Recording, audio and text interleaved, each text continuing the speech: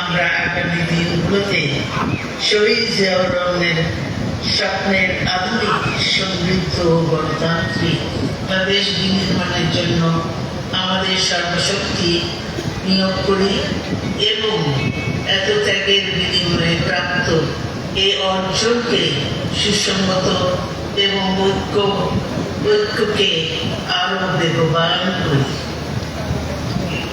আমি যুক্তরাজ্য থেকে অসুস্থ অবস্থায় আপনাদের আহ্বান জানাতে চাই, আসুন জনগণকে সম্পৃক্ত করে বাংলাদেশ জাতীয়তাবাদী দলকে পূর্বের ন্যায় আন্দোলন, সংগ্রাম ও রাষ্ট্র পরিচালনায় নেতৃত্ব প্রদানে আরো ঐক্যবদ্ধ এবং সুসংগতভাবে গড়ে তুলি, পরিণত করি।